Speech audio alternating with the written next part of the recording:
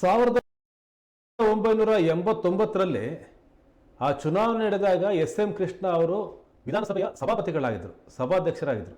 ಈಗೇನು U T Khader ಇದ್ದಾರಲ್ಲ, ಆ ಜಾಗದಲ್ಲಿ ಎಸ್.ಎಂ. ಕೃಷ್ಣ ಅವರು ಕೂರ್ತಾ ಇದ್ದರು. ಆಗ ಮೊಟ್ಟ ಮೊದಲ ಬಾರಿಗೆ ಈಶ್ವರಪ್ಪನವರು 1989ರ ಚುನಾವಣೆಯಲ್ಲಿ ಶಿವಮೊಗ್ಗ ವಿಧಾನಸಭಾ ಕ್ಷೇತ್ರದಿಂದ ಆಯ್ಕೆಯಾಗಿ ಶಾಸಕರಾಗಿ ಹೋಗ್ತಾರೆ. ಮೊದಲ ಬಾರಿ ಈಶ್ವರಪ್ಪನವರು ವಿಧಾನಸಭೆಯನ್ನು ಪ್ರವೇಶ ಮಾಡಿದಂಥ ಸಂದರ್ಭದಲ್ಲಿ ಅವರು ಎಸ್.ಎಂ. ಕೃಷ್ಣ ಅವ್ರ ಜೊತೆಗೆ ಏನು ಮೊದಲ ಒಂದು ಭೇಟಿ ಇತ್ತು ಅದನ್ನು ಒಂದು ಹಂಚ್ಕೊಂಡಿದ್ದಾರೆ ಮಾಧ್ಯಮದ ಜೊತೆಗೆ. ಕೆ ಎಸ್ ಈಶ್ವರಪ್ಪ ಏನು ಮಾತಾಡಿದ್ದಾರೆ ನೋಡೋಣ ಬನ್ನಿ.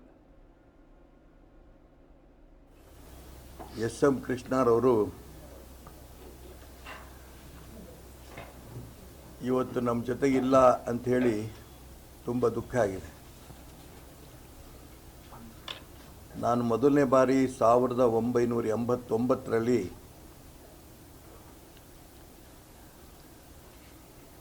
ವಿಧಾನಸಭೆಗೆ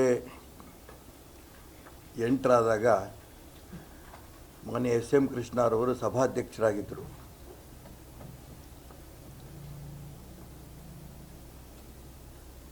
ವಿಧಾನಮಂಡಲದ ಒಳಗೆ ಹೇಗೆ ಮಾತಾಡಬೇಕು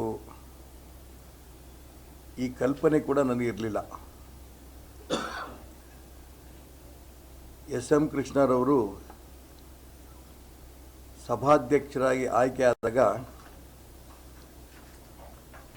ಸಭಾಧ್ಯಕ್ಷರ ಕೊಠಡಿಗೆ ಹೋದೆ. ನಾನು ಕೊಠಡಿಗೆ ಹೋಗೋಕ್ಕೂ ನನಗೆ ಅವತ್ತು ಭಯ. ಹೋದಂಥ ಸಂದರ್ಭದಲ್ಲಿ ಅವ್ರಿಗೆ ಅಭಿನಂದನೆಗಳನ್ನು ಸಲ್ಲಿಸಿದೆ.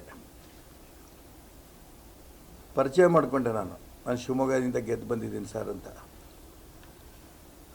ಅವರು ಆಶ್ಚರ್ಯಪಟ್ಟರು. ಶಿವಮೊಗ್ಗ ಅಂತ ಊರಲ್ಲಿ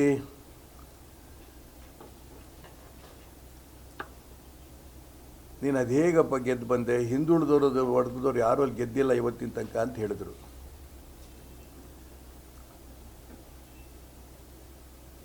ನಾನೇನಾದ್ರು ಅವ್ರಿಗೆ ಉತ್ತರ ಕೊಡೋಕ್ಕೆ ಹೋಗಲಿಲ್ಲ. ಆದರೂ ಬಿಡಲಿಲ್ಲ ಅವರು. ನಾನು ಹೇಳಿದೆ, ಸರ್ ಹಿಂದುಳಿದವರು ಮುಂದುವರೆದವರು ಅಂತ ಪ್ರಶ್ನೆ ಶಿವಮೊಗ್ಗದಲ್ಲಿ ಇಲ್ಲ. ಶಿವಮೊಗ್ಗದಲ್ಲಿರೋದೇ ಹಿಂದುತ್ವದ ಸಂಘಟನೆ. ಆ ಸಂಘಟನೆಯಿಂದ ನಾನು ಗೆದ್ದು ಬಂದೆ ಅಂತ ಅವತ್ತು ಹೇಳಿದೆ. ನಾನು ಅವರಿಗೆ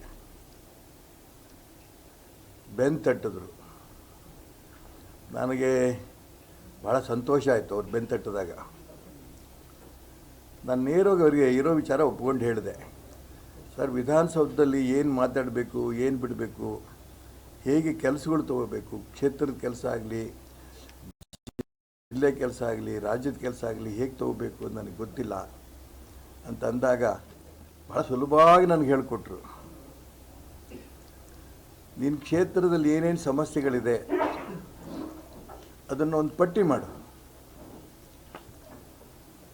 ಆ ಸಮಸ್ಯೆಗಳನ್ನು ಸಂಬಂಧಪಟ್ಟ ಮಂತ್ರಿಗಳ ಹತ್ರ ಹೋಗಿ ಅವ್ರ ಕಚೇರಿಗೆ ಅವ್ರ ಹತ್ರ ಭೇಟಿ ಮಾಡಿ ನಿನ್ನ ಪರಿಚಯ ಹೇಗೆ ನನ್ನ ಹತ್ರ ಮಾಡಿಕೊಂಡೆ ಅದೇ ರೀತಿ ಪರಿಚಯ ಮಾಡಿಕೊಂಡು ಅವ್ರಿಗೆ ಕೊಟ್ಟು ಬಾ.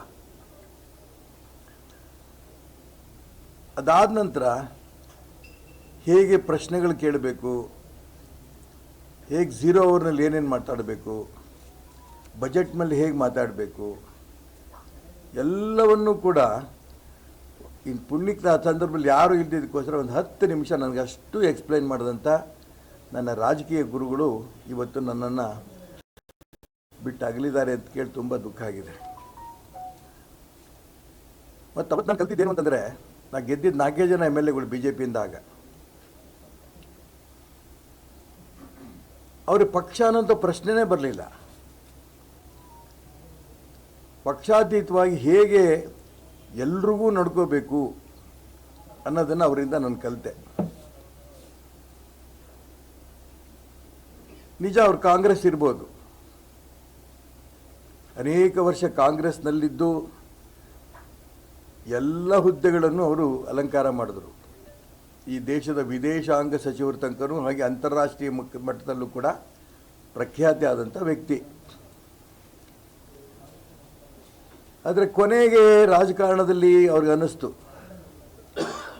ಈ ದೇಶದಲ್ಲಿ ರಾಷ್ಟ್ರೀಯತೆ ಮತ್ತು ಹಿಂದುತ್ವ ಇಟ್ಕೊಂಡಿರೋಂಥ ನರೇಂದ್ರ ಮೋದಿಯವರು ಈ ದೇಶವನ್ನು ಉಳಿಸ್ತಾರೆ, ನಾನು ಅವ್ರ ಪಕ್ಷಕ್ಕೆ ಸೇರಬೇಕು ಅಂತ ಭಾರತೀಯ ಜನತಾ ಪಾರ್ಟಿ ಕೂಡ ಅವ್ರು ಕೊನೆಯ ಮಟ್ಟದಲ್ಲಿ ಸೇರಿಕೊಂಡ್ರು. ನನಗೆ ತಡ್ಕೊಂಡಷ್ಟು ಆಗಲಿ ಅಷ್ಟೇ ಸಂತೋಷ ನನಗಾಯಿತು. ನಾನು ಸೀದಾ ಅವ್ರ ಮನೆಗೆ ಹೋಗಿ ಹಾರ ಹಾಕಿ ಹೇಳಿದೆ, ಸರ್ ನೀವು ಭಾಳ ಸಂತೋಷ ಆಯ್ತು ನೀವೆಲ್ಲ ಬಂದು ನಮ್ಮ ಪಾರ್ಟಿ ಸೇರಿದ್ದಕ್ಕೆ ಅಂತ. ನನಗೆ ಗೊತ್ತಪ್ಪ, ನಿಂಗೆ ತುಂಬ ಆನಂದ ಆಗಿದೆ ಇವತ್ತು, ನನಗೆ ಗೊತ್ತು ಅಂತ ಹೇಳಿದ್ರು ಅವರು. ಹೀಗೆ ರಾಜಕೀಯ ಮುತ್ಸುದ್ದಿ, ದ್ವೇಷದ ರಾಜಕಾರಣವೇ ಅವ್ರಿಗೆ ಗೊತ್ತಿಲ್ಲ. ಜಾತೀಯತೆ ಅಂತಂತೂ ಅವ್ರ ಕನಸಲ್ಲೂ ಅವ್ರು ಮಾಡಲಿಲ್ಲ. ಅಂಥ ವ್ಯಕ್ತಿನ ಇವತ್ತು ನಾವು ಕಳ್ಕೊಂಡಿದ್ದೇವೆ.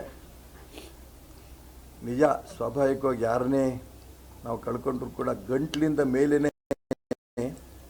ನಾವು ಶೋಕ ಸಂದೇಶವನ್ನು ಕೇಳ್ತೇವೆ. ಆದರೆ ಹೃದಯಾಂತರದಿಂದ ಅವರಿಗೆ ನಾನು ಭಕ್ತಿ ನಮನವನ್ನು ಸಲ್ಲಿಸ್ತೇನೆ. ಸ್ವರ್ಗದಲ್ಲಿ ಖಂಡಿತ ಭಗವಂತನ ಸದ್ಗತಿ ಅವರಿಗೆ ಕೊಟ್ಟೇ ಕೊಡ್ತಾರೆ. ಅವ್ರ ಕುಟುಂಬಕ್ಕೆಲ್ಲವೂ ಕೂಡ ದುಃಖ ಭರಿಸೋಂಥ ಶಕ್ತಿಯನ್ನು ಭಗವಂತ ಕೊಡಲಿ ಅಂತೇಳಿ ಭಗವಂತನಲ್ಲಿ ಪ್ರಾರ್ಥನೆ ಮಾಡ್ತೇನೆ.